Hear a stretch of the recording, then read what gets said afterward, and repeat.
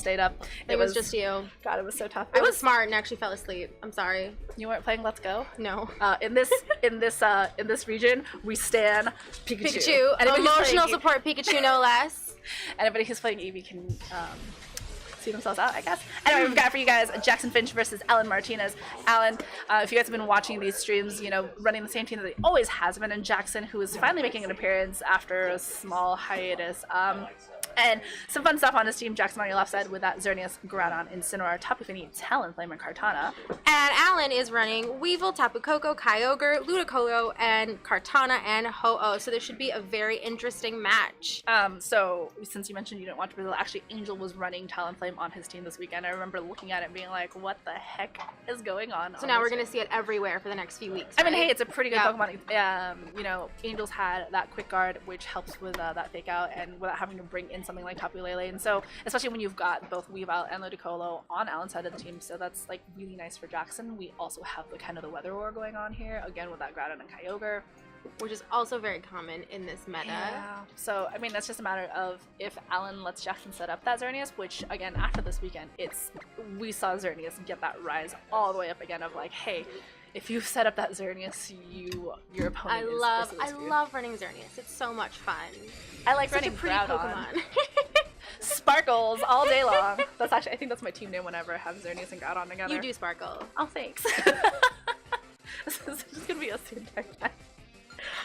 But anyway, getting to game one, as you can tell, I have not had a lot of sleep after today, but Weavile Tapu Koko as the lead of choice here for Allan, getting that electric terrain up on the field. Oh!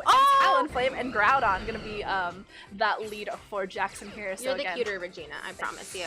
But so Talonflame, again, possibly having that Quick Guard could stop Weavile from faking out on the other side here. Groudon kind of be able to go for Precipice Blades on whatever kind of mon it wants, but Jackson has to watch out for that Tapu Koko. Yes, that Tapu Koko can easily take that Talonflame down in one move, but let's see what they're going to do. I mean, see, it's unfortunate because Talonflame got a really bad nerf to its ability Gale Wings, so it loses it after it gets hit and loses that HP. So Jackson's gonna have like one chance with this, but it's a really good block. I miss running Braviary. I really do miss Braviary. You could run it. I know. If you can run something like Talonflame, which is actually going to be withdrawn, as we've got Incineroar coming into the field here for Jackson, going to get an Intimidate into Allan's Pokemon, bringing his own Fake Out pressure for next turn. So that Weavile probably, maybe not going to go for Fake Out here, as actually a double switch out here from Jackson, going to bring in that, I have no idea what's... Oh, hey, look, Xerneas, our favorite Rainbow Sparkle Xerneas. But Wild Charge Tapu Koko going into what was that Talonflame does a lot of damage into that Incineroar thanks to that electric terrain, but Icicle Crash now going into probably what was that Groudon spot as well.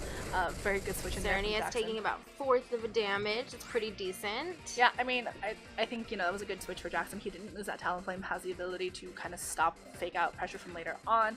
That Weavile didn't go for the Fake Out because, Jackson can't do it with Talonflame. Yeah, Jackson kind of faked him out on that one, and at least he has that Groudon still in the back. That Wild Charge, though, is going to be a little bit of a problem for him.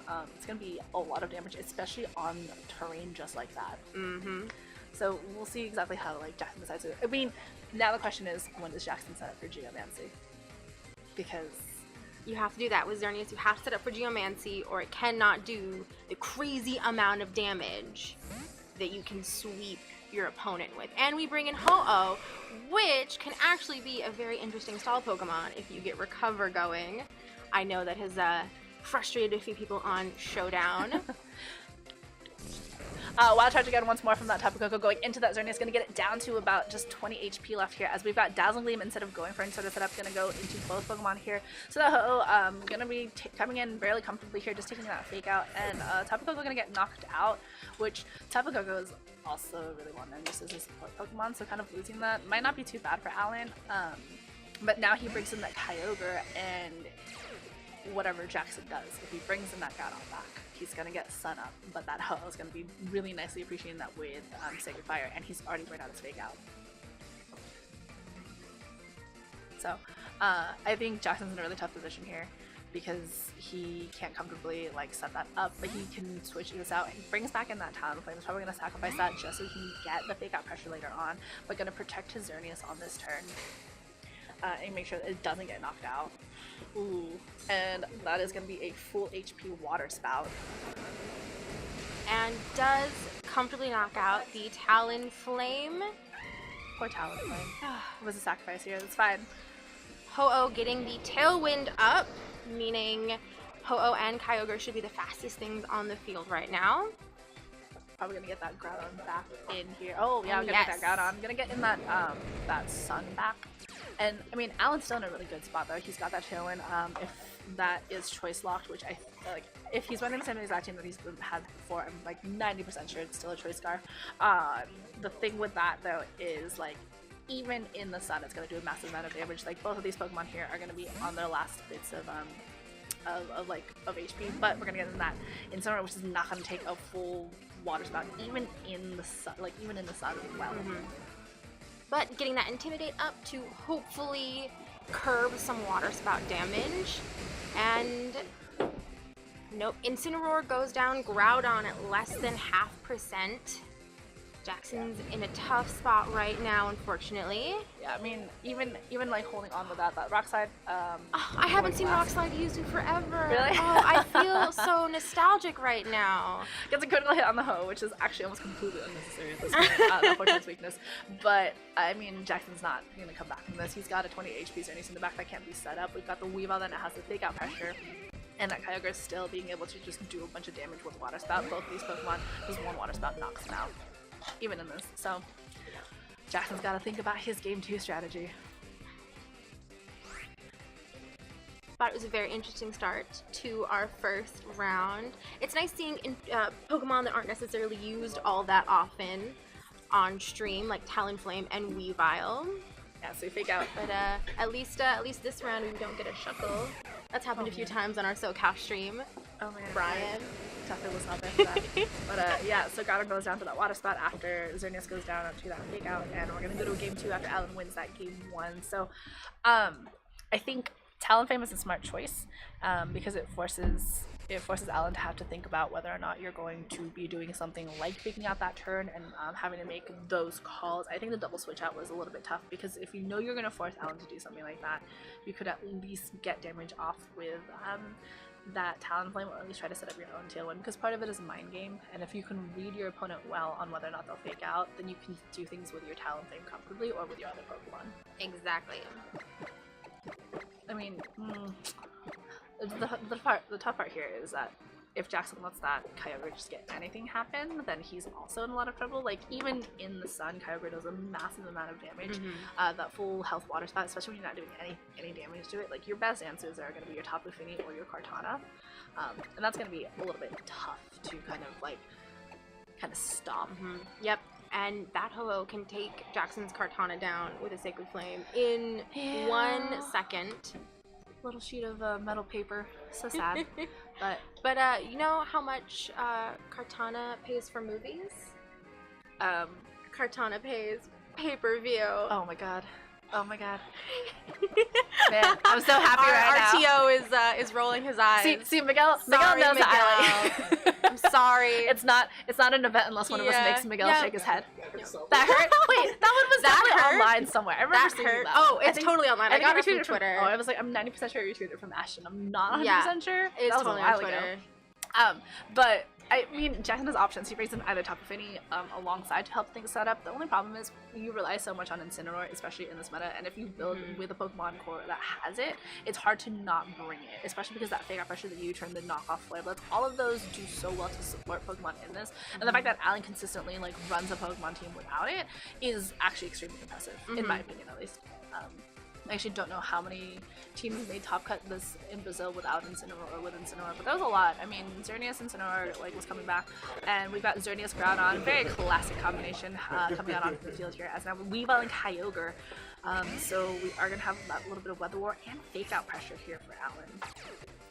So Kyogre is obviously faster with the drizzle coming in, which means Groudon's Sun is going to kick in at any moment and take over the weather war, and it has won for now. Fairy Aura is still up, and there is no Talonflame, so Weavile is open to fake out. So let's see if Jackson goes for a switch in, or maybe tries to get Geomancy up. Yeah, I don't know that he's actually like really safe to set up Geomancy here. I mean, we've seen that Water Spout do an insane amount of damage, and even again like in Sun, it's still going to do a considerable amount to that Xerneas. And also you've got the fake out from that Weavile, which can fake out into that Xerneas. I think from previous times before we've seen Allan possibly run a Focus Sash on that Weavile, so even if it gets hit with a Precipice Blades, it's still going to stick around for another turn, can do some damage on there. I don't know that Jackson's really safe to, so we might either see a Protect or a switch out from him on here. I'm actually going to switch out the Groudon. Probably wants to save it for that weather later on, as we've actually got now that Incineroar, so that Intimidate at least going to negate that Weavile a little bit. Let's see. And yes, he does go for the Protect. So goes for that Water Spout in Sun. It's not going to do a whole lot of damage, but about half to the Incineroar. And like Weavile going for Icicle Crash, and oh, that's smart. Going into doubling up into the Groudon spot was a smart idea, mostly because Groudon's going to be a bigger contender, especially when it comes to the weather. So trying to go after that, especially because Groudon with Precipice Blades, if you don't have something to stop it, can do a lot of damage. It will do a lot of damage. Yeah. So Xerneas though is still in a really vulnerable position. We've seen that that Kyogre is still at full health, has gone after that Water Spout, and so it's not really in the best spot to keep setting up. That Incineroar is not going to be able to take another. Another water spout. It is able to be fake out though, so it could fake out the Kyogre, and Allan might not be able to protect if we assume that is a Choice Scarf Kyogre, and so we have. And yes, he goes for the fake out onto the Weavile. The Kyogre taking another Water Spout, meaning Incineroar is going down and getting knocked out. Xerneas taking about a fourth of a damage. I can't see, the microphone's in the way. Weavile not being able to move, and Xerneas getting Geomancy up, meaning Jackson has a good chance to do some major sweeping damage. Power Herb, also the most common item right now being used on Xerneas. In fact, I think one of the only things. Yeah, I don't think I've ever seen anyone run a Xerneas without Power Herb in this meta. We only have this meta for like another month and a half. Yeah, January 1st over to Moon. January 1st, we'll see this all go away. Jackson bringing in Groudon, meaning we are still under Sun. Now, if Jackson used Precipice Blades, do you think that could knock out? Well, we've got Dazzling Gleam, so we might have a potential for a double knockout here, as we've got. Wow! Oh, actually, that is. Oh, the fake out broke Sash, so Weavile's going down here as Kyogre is going to have a little bit more damage negated by that Water Spout, so it's going to be, so the Groudon's coming in really nicely here. It is going to be able to go for a single target Precipice Blades.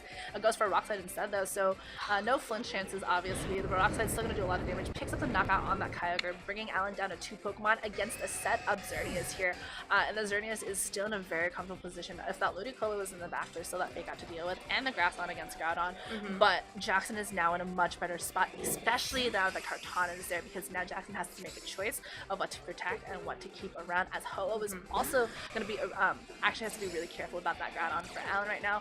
That Groudon is going to be the biggest threat on the field here for him, because that Rock Slide is going to take that Ho-Oh out, as we saw in our first game. I totally didn't just knock over that case, guys. I hope nobody heard that. Tara and I are sitting very close to each other in case you guys didn't see from before. As always. This is my wife. Sorry, Mom, I forgot to tell you.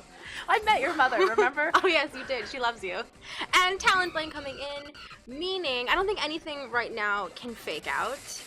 No, but that Dazzling Gleam is going to do a lot on there. Actually, probably an AV Kartana on there, but Leaf Blade for the Kartana going to what was that Groudon. Talonflame taking out so nicely that double resistance here, as Tailwind is going to be set up now for Allan. Still going to at least give him the speed advantage here. So the super fast Kartana is going to be even faster now. Yeah, but you gotta be really careful because now you have a Kartana that might be threatened by this Talonflame. You protect your Xerneas, make sure that doesn't get like knocked out. You can bring in Groudon in like a little bit later after you knock out that Kartana. Like Jackson's biggest threat here is that Kartana. It can Smart Strike, it can Leaf Blade. It takes care of both of his heavy hitters on here, and he's only got that Talonflame as the only other Pokemon left. The Ho he can take care of really nicely. You Moonblast into it, you Rock Slide into it. Single target Rock Slide is gonna be easily enough to take out the damage on it. So Allan has to understand that right now Jackson's win condition is getting rid of that Kartana that forces to a game 3. and like that's Jackson has adjusted very well since game 1. Yeah. Smart Strike, no protect on the Xerneas, going to let that Xerneas go down actually then, because it is a physical attack move and, you know, a little upping special defense. So Talonflame's going down, giving a beast boost to that Talonflame, might be sacrificing for that Talonflame. As Brave Bird is going to be the move of choice here into that Talonflame. Is going to take recoil damage from here, but we'll see how much exactly it does to that Talonflame. And is, oh wow, yikes. That's enough to pick up the knockout on there, and that Groudon is not going to be able to do anything against either of these Pokemon at the same time. Even with that Rock Slide, you've got the Kartana deal, it has a +1 to its Leaf Blade. In because Groudon isn't Primal version yet, that's not till next format, guys. It's not going to be able to really take that +1 Leaf Blade, and it's just kind of game over right now because it is only a Ground type right now. Yep. So, rip Jackson, and I mean that was really well played by Allan. Like losing Xerneas and Weavile was hard. Sorry, not Xerneas.